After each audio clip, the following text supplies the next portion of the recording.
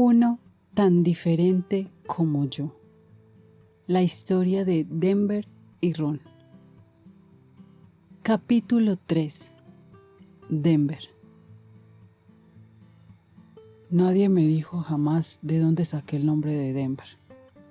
La mayor parte del tiempo, nadie me llamaba otra cosa que no fuera Little Buddy. Según dicen, cuando solo era un mocoso, Pau Pau, mi abuelito, solía cargarme en el bolsillo delantero de sus overoles. Así que por eso me llamaban Little Buddy, amiguito, me imagino. La verdad, nunca supe mucho sobre mi mamá. Solo que era joven, demasiado para cuidarme bien. Así que hizo lo que tenía que hacer y me entregó a Pau Pau y a Big Mama.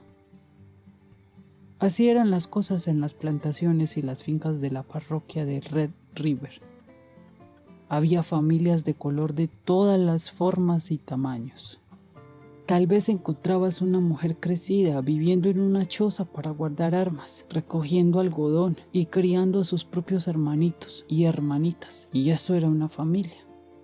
O te encontrabas a un tío y una tía criando a los hijos de la hermana de ella, y también eso era una familia.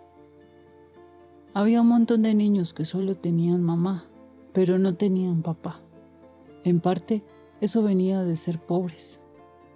Yo sé que no es muy popular decir eso en estos días y tiempos, pero era la verdad.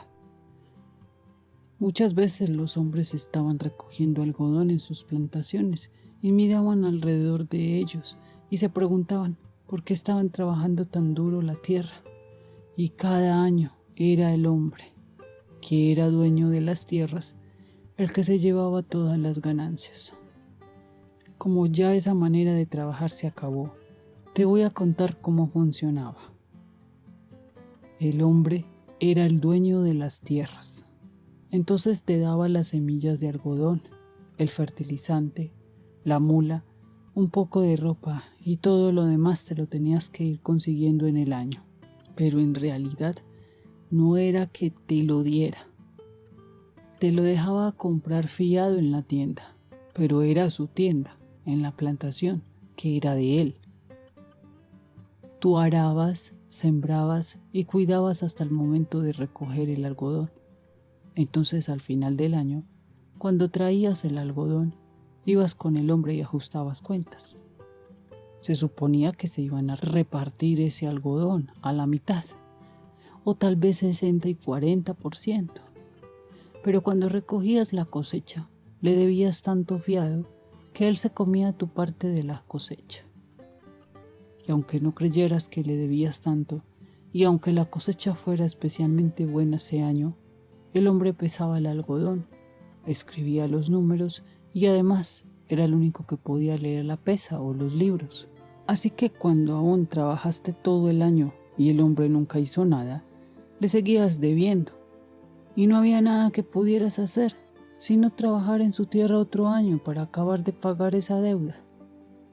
Al final lo que resultaba es que el hombre no solo era dueño de las tierras, era tu dueño también. Hasta había un dicho que decía así: deuda es deuda, números son números, todo para el hombre blanco y nada para el negro. Cuando solo era un mocoso, decían que había un hombre llamado Roosevelt, que vivía en una casa blanca y que estaba tratando de mejorar las cosas para la gente de color. Pero había un montón de gente blanca, sobre todo sheriffs, a los que les gustaban las cosas como estaban. Muchas veces aquello desanimaba tanto a los hombres de color que se levantaban y se iban, abandonando a sus mujeres y a sus hijos. Unos eran gente mala, pero otros solo se avergonzaban de no poder mejorar. Eso no es una excusa, pero ante Dios es la verdad. Casi no conocía a nadie que tuviera mamá y papá juntos. Así que Thurman, mi hermano mayor, y yo vivíamos con Big Mama y con Pau Pau, y no nos importaba. También teníamos una hermana, Hershey, pero ella ya había crecido y vivía lejos por aquel mismo camino. Big Mama era la mamá de mi papá. aunque yo no lo llamaba papá, lo llamaba Bibi. Aparecía por la casa de vez en cuando. Nosotros vivíamos con Big Mama y Pau Pau en una choza de 3 cuartos que tenía el piso tan rajado que se veía la tierra. No tenía ventanas, solamente persianas de madera. Cuando había calor afuera no nos importaban los agujeros que había en el piso, pero en el invierno el frío sacaba su fea cabeza entre las rendijas y nos azotaba. Tratábamos de acabar con él poniendo tablas sueltas o tapas de latones. Eso sí, Big Mama y Pau Pau eran toda una pareja. Big Mama era una mujer grande, y no quiero decir que fuera de gran contextura. Era grande por los costados, de norte a sur y por todos los lados. Se hacía sus propios vestidos con sacos de harina. En aquellos tiempos los sacos de harina se veían bonitos. A veces traían impresas flores o pájaros. Hacían falta 7 u 8 de los más grandes para hacerle un vestido a Big Mama. En cambio, Pau Pau era más bien chiquito. Cuando se paraba al lado de Big Mama parecía un enanito. Me imagino que ella le podía dar una buena paliza si quería.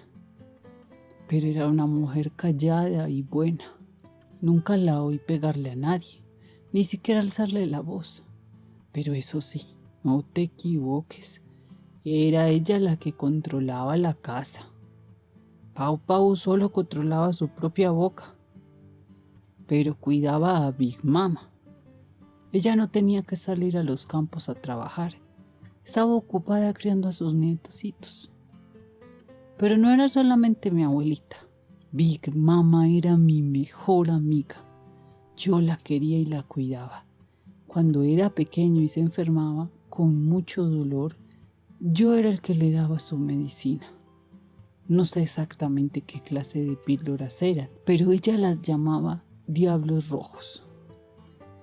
Lil Buddy, ve a traerle a Big Mama 2 de esos diablos rojos, me decía.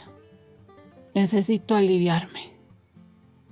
Yo hacía muchísimas cosas especiales para Big Mama, como sacar la basura o atrapar un pollo en el patio y retorcerle el pescuezo para que ella lo pudiera freír para la cena.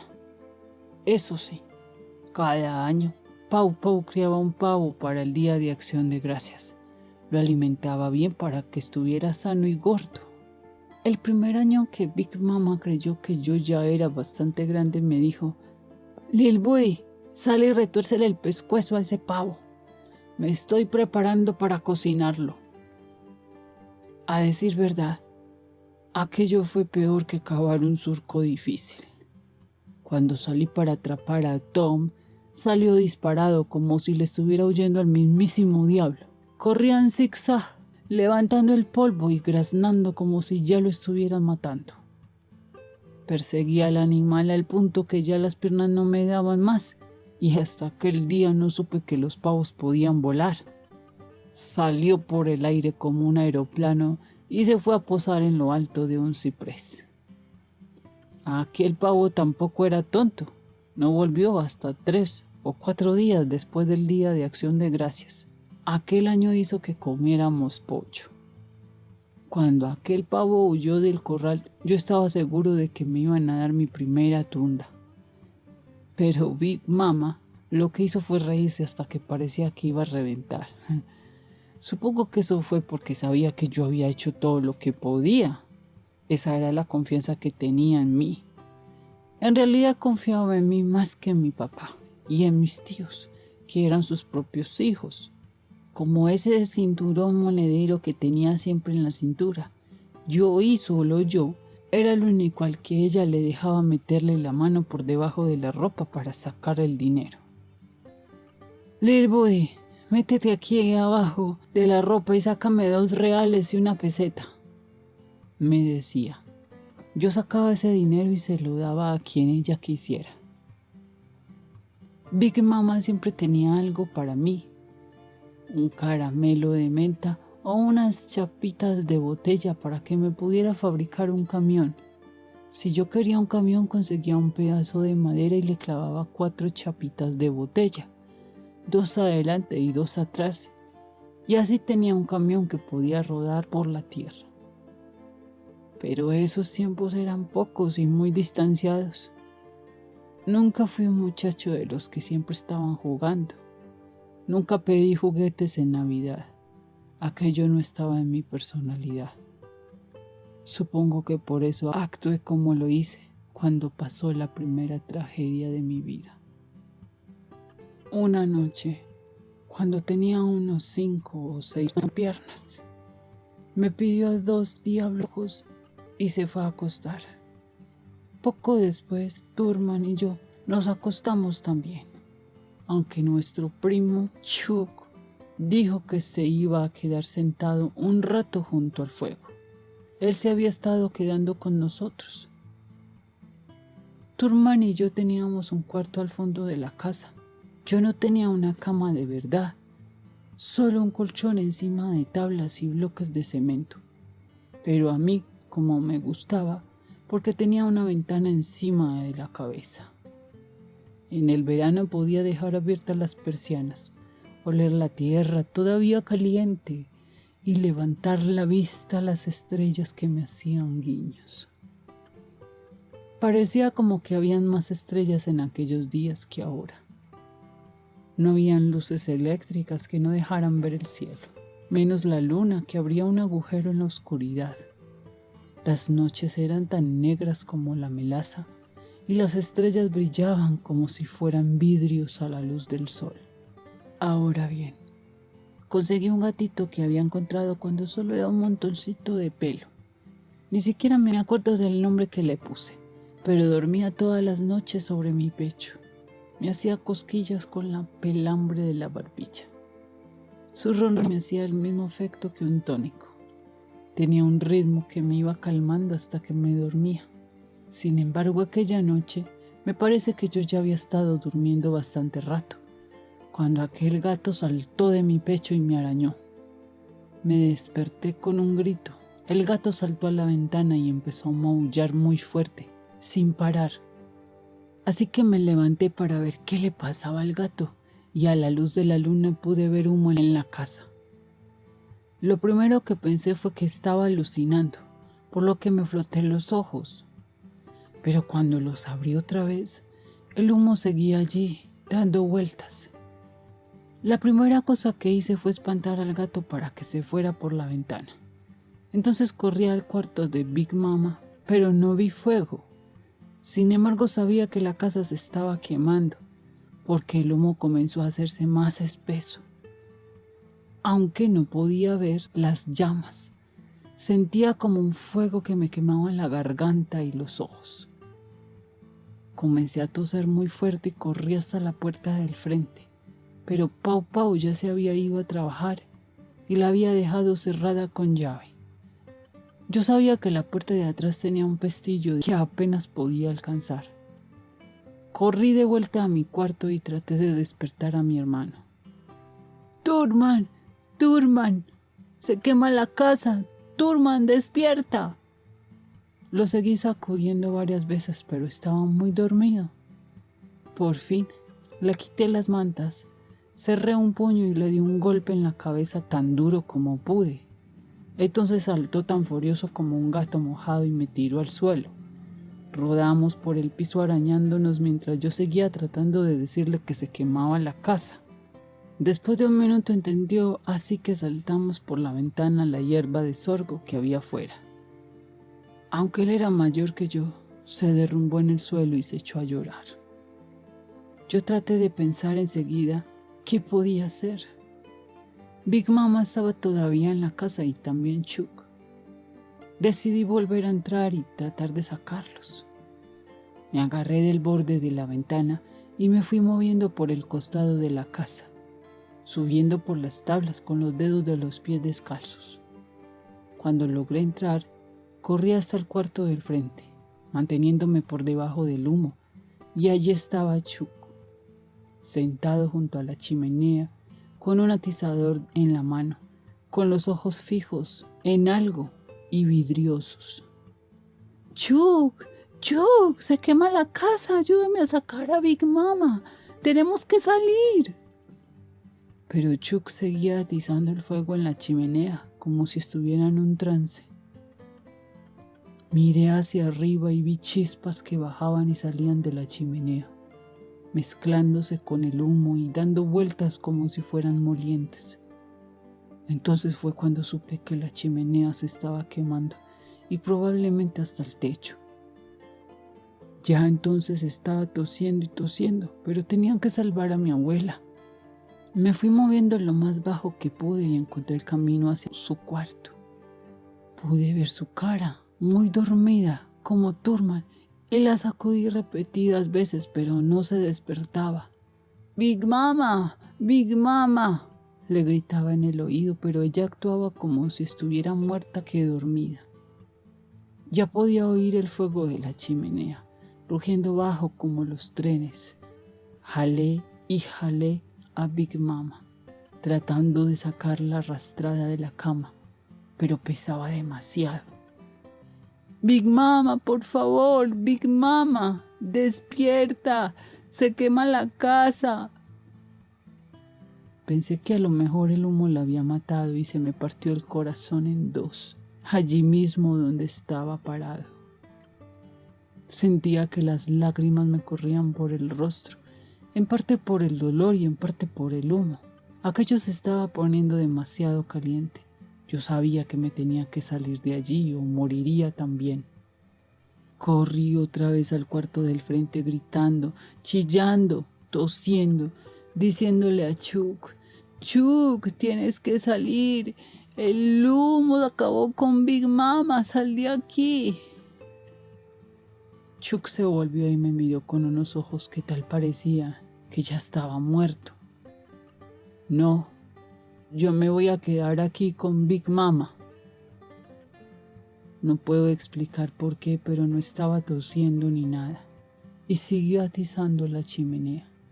Entonces fue cuando oí un crujido que me hizo parar y mirar hacia arriba. El techo estaba a punto de derrumbarse. El humo se puso tan espeso que ya no pude ver a Chuck. Me fui gateando y tanteando el camino hasta que sentí las patas de la estufa. Entonces supe que estaba cerca de la puerta de atrás. Gateé un poco más lejos y pude ver un poco de la luz del día que se deslizaba por abajo de la puerta. Me paré y me estiré todo lo que pude, hasta que pude alcanzar a duras penas el pestillo de madera con la punta de los dedos. Entonces la puerta se abrió de pronto y yo salí rodando con aquel humo negro hirviendo detrás de mí, como si fuera una manada de demonios.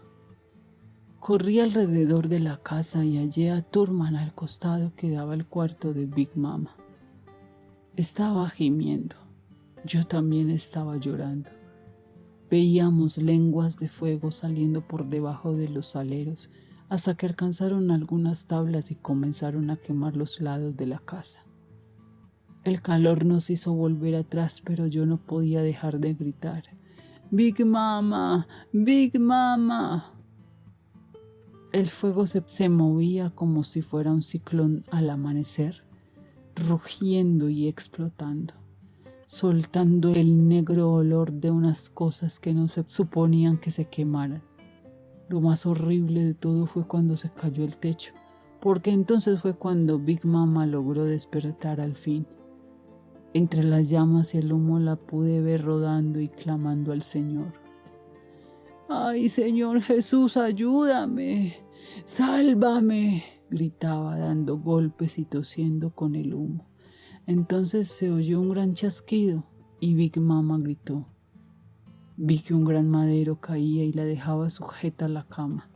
Ya no se podía mover, pero seguía gritando: «¡Señor Jesús, sálvame!». A Chuck solo le oí gritar una vez más y después se cayó.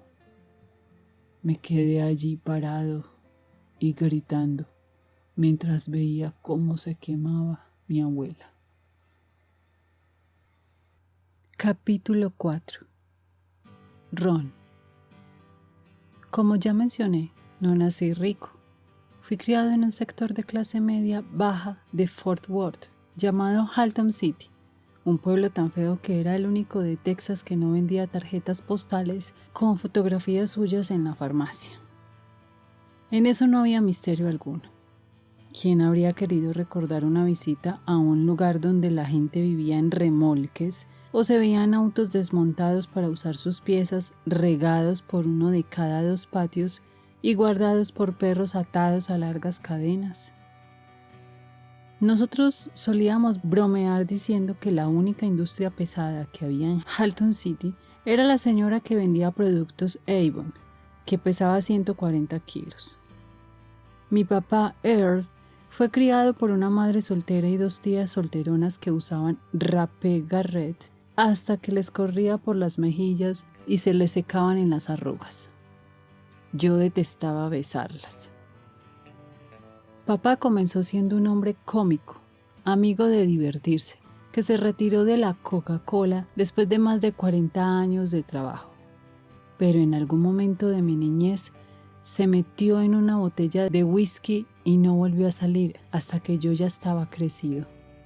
Mi mamá, Tommy, era una jovencita campesina de Barry, Texas, que cosía cuanta ropa usábamos, horneaba galletas dulces y me iba a apoyar a los juegos de la pequeña liga. Cuando era niña, su hermana, su hermano y ella iban los 3 en un caballo hasta la escuela. El mismo caballo y todos al mismo tiempo. Su hermano se llamaba Buddy y su hermana se llamaba Elvis, que se pronuncia como Elvis, hecho que más tarde se convirtió en un pequeño problema. Tommy, Buddy y Elvis, y más tarde Vida May, la más joven, recogían algodón en la finca de los Blackland, faja geográfica de Texas, propiedad de su padre y abuelo mío, el señor Jack Brooks. Ahora bien, la mayor parte de la gente no tiene interés alguno en las fincas de los Blackland de Texas, porque no tienen nada de románticas. La topografía es llana mayormente, así que escasean las colinas bañadas por las puestas de sol desde las cuales se pueden contemplar la casa de la plantación de uno y declarar que algún amor irlandés por la tierra pronto se apoderaría de nuestra alma.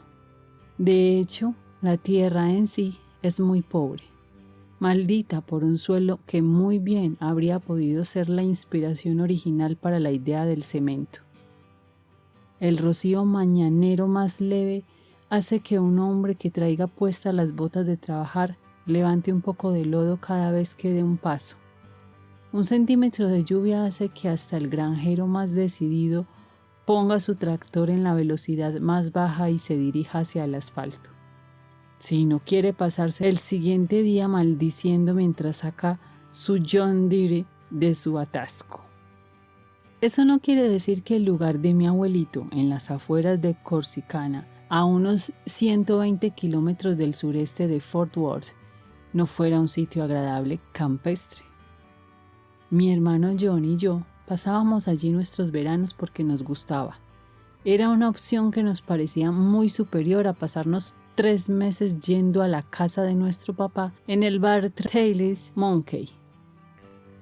9 meses de aquello al año ya eran suficiente para nosotros. Así que todos los meses de junio, cuando mamá nos llevaba a su hogar, nosotros saltábamos de su Pontiac y corríamos hacia la casa de campo con tejas verdes de asfalto de abuelito y Mau Mau con el mismo gozo que los soldados con permiso. La casa hecha en la década de 1920 tenía la forma de una caja. No recuerdo cuándo le pusieron cañerías internas para el agua, pero mientras yo era niño, había una cisterna de poca altura para acumular el agua de lluvia que cayera del techo. Mau Mau tenía una batea de porcelana blanca en el portal trasero. Cuando entrábamos para cenar, sacábamos agua de la cisterna y nos lavábamos las manos con una barra de jabón Lava, que es casi igual que lavarse con papel de lija. Pero Lava es la única clase de jabón que le quita la tierra de las manos a un hombre que ha estado trabajando en el campo en una finca de los Blackland. Abuelito trabajaba como un mulo. Era un verdadero provinciano. Eso se debe a que usaba pantalones caqui y una camisa de trabajo caqui de mangas largas, además de unas botas de trabajo 6 días a la semana. Tenía todo el cuerpo blanco como la nieve, menos las manos de piel gruesa y bronceada, y por supuesto el cuello, que estaba cubierto de este a oeste con gruesas arrugas de color rojo de los indios, como unos surcos arados en unas tierras más clementes.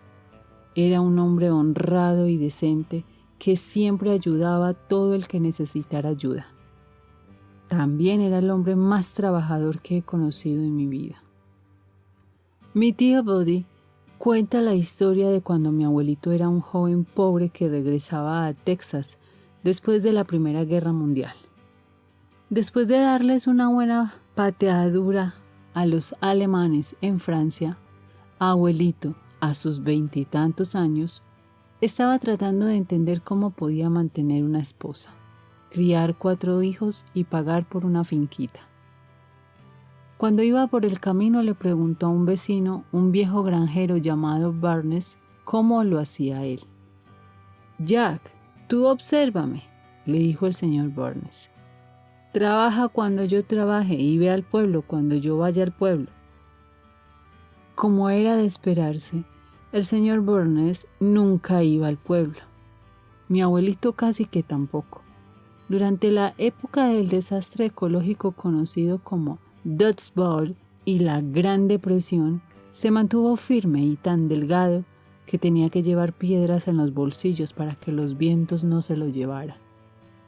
En unos tiempos en que ni los bancos tenían dinero y ningún hombre podía conseguir crédito por valor de 50 centavos, aunque fuera de apellido Rockefeller, él salía adelante recogiendo algodón todo el día y llevándolo en un carro de mulas a la desmontadora por la noche. Dormía en el algodón hasta que le llegaba el turno para que lo desmontaran. Regresaba al campo al salir el sol y repetía ese vals con el algodón hasta terminar la cosecha. Casi todos los días de verano, John y yo estábamos con abuelito en los campos, recogiendo algodón o montados en el tractor junto a él. Cuando no estábamos con él tendíamos a meternos en problemas. Mau Mau tenía un gran huerto de melocotones cerca del camino que pasaba junto a la finca. A mí me encantaba el olor del huerto cuando la fruta colgaba madura y dulce. Los melocotones maduros también se pueden convertir en unas granadas de mano terribles. Un día, John y yo competimos para ver cuál de los dos podía lanzar uno a la distancia suficiente y con la fuerza necesaria para pegarle a un auto que pasara. «Te apuesto a que yo le doy primero a uno», me gritaba John, desde su puesto de combate en lo alto de un árbol cargado de fruta madura. En otro árbol yo tenía alineadas mis bandas municiones en la horqueta entre 2 ramas. «¿A que no?» Lo intentamos varias veces, pero uno de nosotros, y todavía no sabemos cuál, terminó arreglándoselas para romperle el parabrisas a un Ford Fairlane 1954. Lo conducía una señora que se detuvo en la cuneta y se fue caminando a la casa de la finca para quejarse con Mau Mau. Cualquiera que la hubiera oído creería que la habíamos atacado con artillería pesada. Cuando abuelito llegó a la casa, cortó una vara de uno de aquellos melocotones y nos dio una buena tunda. También nos calentó la piel aquella vez que pintamos sin permiso todo el gallinero, incluyendo el tejado de zinc de un aterrador color azul celeste. A pesar de todo eso, al propio abuelito le encantaba hacer travesuras. Cuando pienso en aquellas cosas me viene a la mente que algunas de las suyas no eran tanto travesuras como maneras de enseñarnos a los niños a ser hombres. En una ocasión nos tiró a John y a mí en el tanque de agua para enseñarnos a nadar, pero olvidó que él tampoco sabía nadar y no nos iba a poder rescatar. Los dos aprendimos a nadar con gran rapidez. En unas navidades que pasamos en su hogar, John y yo abrimos 2 paquetes resplandecientes y en cada uno de ellos había un par de guantes de boxeo. Allí mismo, enseguida, abuelito nos montó a los 2 en su camión de reparto Chevy 1947 y nos llevó a Barry, a la estación de carga, que en aquellos días era también el lugar para que los viejos jugaran a las damas, bebieran café y hablaran del tiempo y de los precios del ganado. Abuelito ya había llamado en secreto a los papás de todos los muchachos del pueblo, cuyas edades estuvieran a un máximo de 3 años de las nuestras. Así que aquella mañana se aparecieron en estampida en la estación, en medio de nubes de polvo, formando un cuadrilátero de boxeo con los camiones.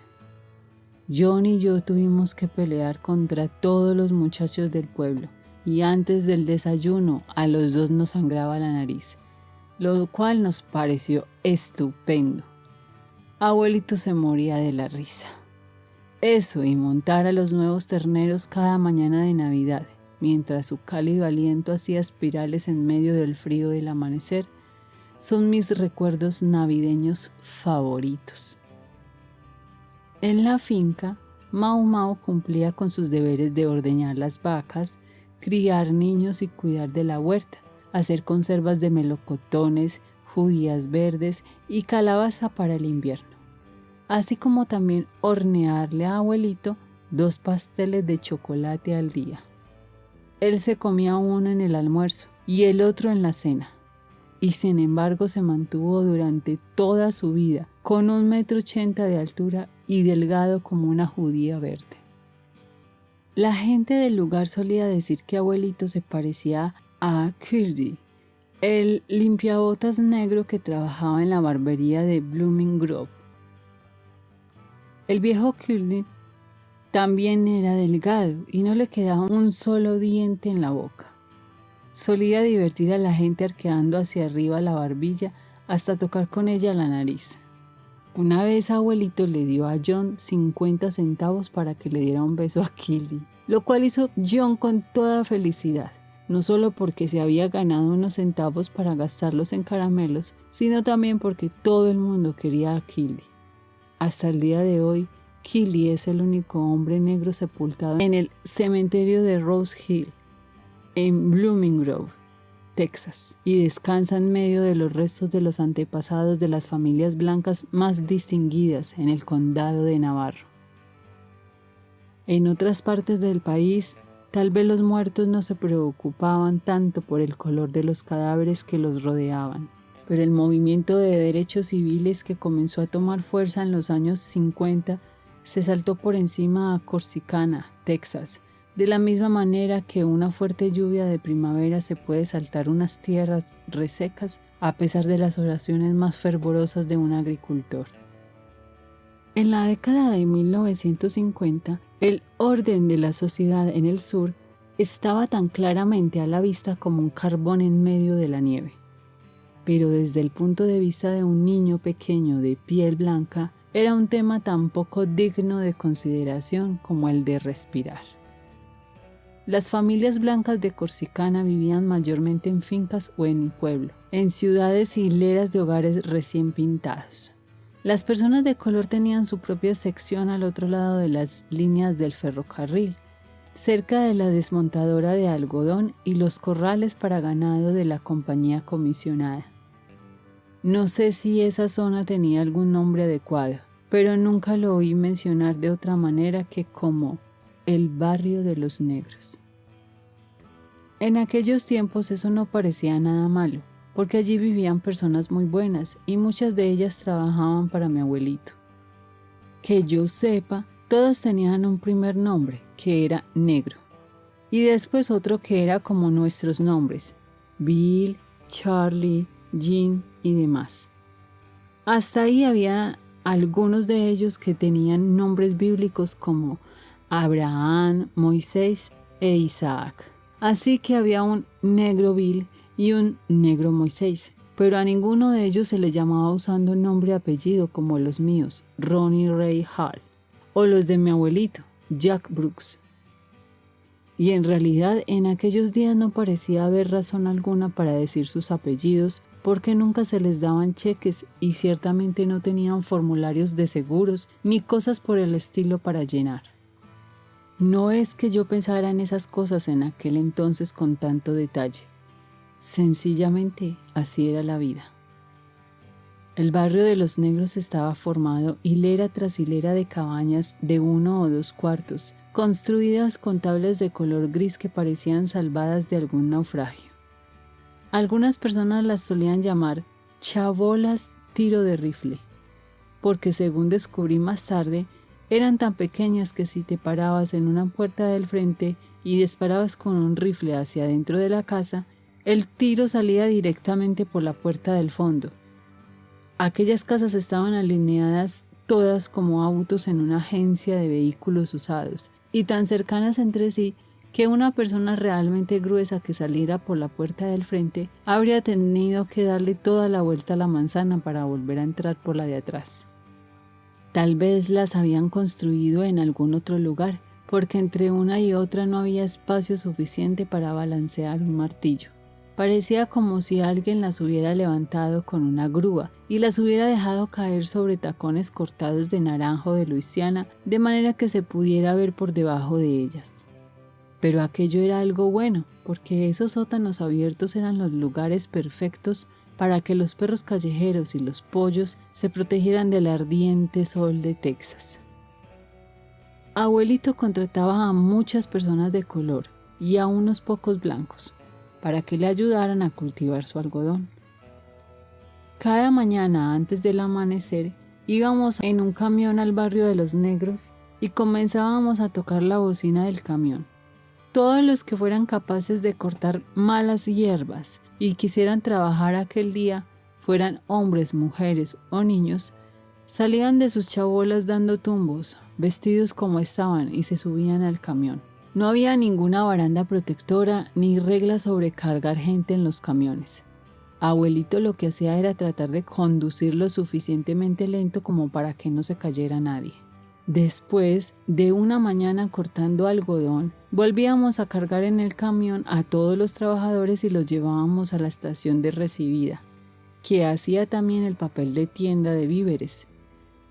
Los obreros de color hacían una fila ante el frente de vidrio del mostrador de la carne, que era de porcelana blanca, y escogían una gruesa lasca de Boloña o de fiambre con encurtido y un pedazo de queso cheddar. Abuelito, de pie junto a la caja registradora, pagaba lo que comían, añadiéndole una caja de galletas con sal y un par de cebollas crudas para que todos las compartieran. Todos ellos tomaban su almuerzo envuelto en papel blanco de carnicería y se iban a sentar en el suelo detrás de la tienda.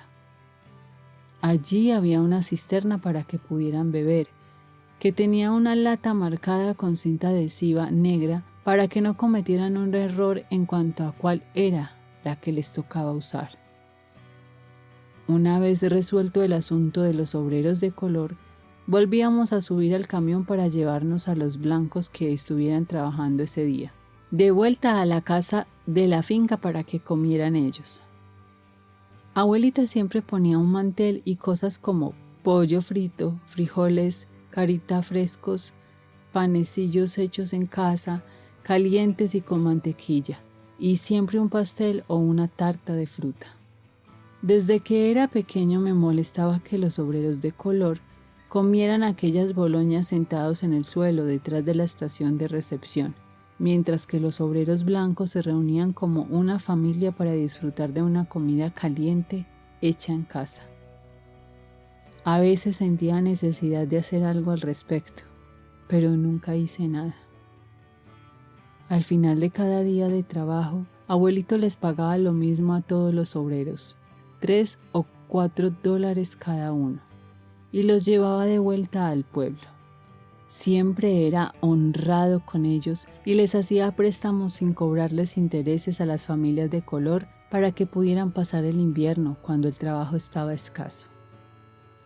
Jack Brooks hacía esos préstamos con solo estrecharles la mano y sin un registro escrito, y eso hacía difícil que Mau Mau supiera quién le debía dinero. pero los negros de Corsicana lo respetaban tanto que, después que él murió en 1962, varios llegaron sin que se los llamara para presentar sus respetos y pagar sus deudas. Desde los 6 o 7 años de edad, yo también trabajaba en los campos, cortando algodón, junto con ellos. Un día, cuando yo tenía unos 14 años, estaba con algunos de ellos cortando en una hilera larga, sudando a mares y espantando unos saltamontes del tamaño de los carros extranjeros pequeños.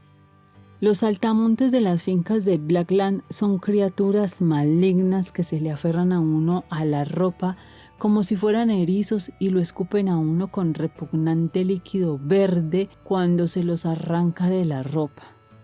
Aquel día el aire zumbaba y nos achicharraba hasta que nos parecía como si abuelito hubiera sembrado un algodón sobre la superficie de algún sol extraño infestado de insectos. Para pasar el tiempo, 2 hombres que estaban cortando, uno a cada lado de donde yo estaba, comenzaron a hablar de su calendario social para esa noche. Uno al que todo el mundo llamaba Negro Juan y que había trabajado para abuelito desde que tengo memoria. Clavó su asadón en un montón fresco de sorgo y de ortiga mayor. «Cuando baje el sol», le dijo a su amigo Amos, «me voy a ir de aquí y me voy a bajar a Fanny's Place para conseguirme una cerveza y una mujer. Me quisiera ir ahora mismo antes que me acabe de quemar». «Yo te acompaño», anunció Amos. «Solo que no puedo decidir si conseguirme una mujer y 2 cervezas, o una cerveza y 2 mujeres». John le lanzó a Amos una sonrisa maliciosa. «¿Por qué no te consigues 2 mujeres y le das una de ellas a Ronnie Ray?» Ya yo sabía que Fanny's era lo que la gente de color llamaba un Yuki Joint, lo cual significaba legendariamente que era un bar, un lugar pequeño, oscuro y lleno de humo, frecuentado por personas de cuestionable reputación. Pero a mis 14 años nunca se me había ocurrido que un hombre pudiera conseguirse una mujer, y mucho menos 2. Bajé la cabeza y escuché con atención, fingiendo que estaba dedicado a eliminar un montón de malas hierbas particularmente difícil de arrancar. John no se dejó engañar.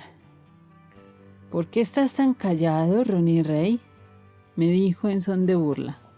«¿Me quieres decir que tú nunca te has conseguido una cerveza caliente y una mujer fría?» En aquel momento de mi joven vida era obvio que no era un hombre mundano, pero tampoco era estúpido.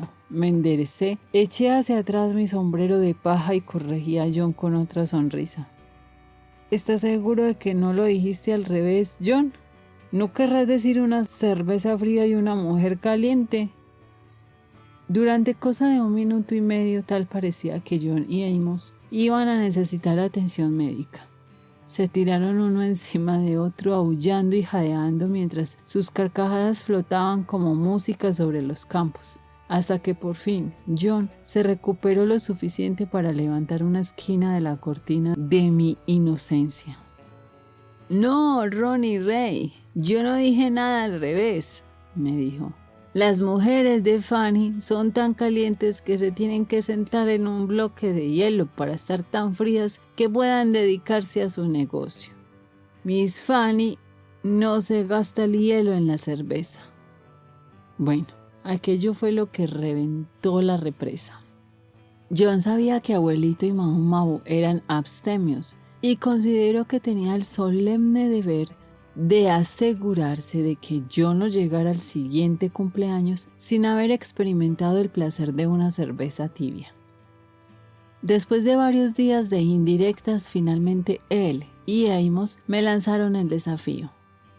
«Tú ve esta noche a Fanny's, que nosotros te lo vamos a arreglar todo», me prometió John. Así que en una ardiente noche de agosto dejé deslizarse el Chevy 1953 que tenía abuelito colina abajo desde la casa de la finca con el motor silencioso, Después metí el embrague y recorrí los 16 kilómetros que había hasta Corsicana. Mis compañeros de corte me estaban esperando justamente al otro lado de la línea del tren. Yo nunca había estado en el barrio de los negros sin abuelito, así que estaba bastante nervioso mientras los tres caminábamos por caminos sucios, repletos de chabolas de tiro de rifle y sin un solo farol encendido. Mayormente la gente estaba sentada en los portales, con los ojos mirando aquella negra noche interrumpida solamente por una linterna de aceite de carbón, una cerilla que se encendía o el anaranjado resplandor de un cigarrillo. Parecía como si hubiéramos caminado medio Texas antes que el sonido de la música que tocaban las guitarras llegara hasta nosotros y, como en medio de un sueño, un edificio bajo cobró forma en medio de la oscuridad. Dentro, Fanny's estaba lleno de humo, levemente iluminado por luces rojas. En medio de una pista de baile con piso de tierra, una mujer rolliza canturreaba los blues, llenando de vaho el lugar como una lluvia tropical en la arena caliente. John y Amos me presentaron a sus amigos como si fuera una celebridad y me pasaron una cerveza Pabst Blue Ribbon, tibia como la anunciaban, y después se marcharon. Durante la mayor parte de la hora siguiente me senté solo en una mesa de esquina con la vista fija en las siluetas de unos hombres sin camisa empapados de sudor y unas mujeres con vestidos que se les pegaban al cuerpo, unidos en una clase de baile lento y sexual que yo no había visto nunca antes, pero ya había escuchado la música. Eran blues reales y vivos, cantados por gente con nombres como Lignine, Hopkins y Big Fat Sarah, por unas churriantes ondas de radio lanzadas en vivo desde Laredo por Wolfman Jack a medianoche. Yo fingía que me estaba bebiendo mi cerveza, pero cuando estaba seguro de que nadie me estaba mirando, dejaba que se derramara en el suelo de tierra, y así descubrí que el olor de la cerveza me daba náuseas, trayéndome a la mente recuerdos de los momentos en que iba a buscar a mi padre al bar Tail's Monkey.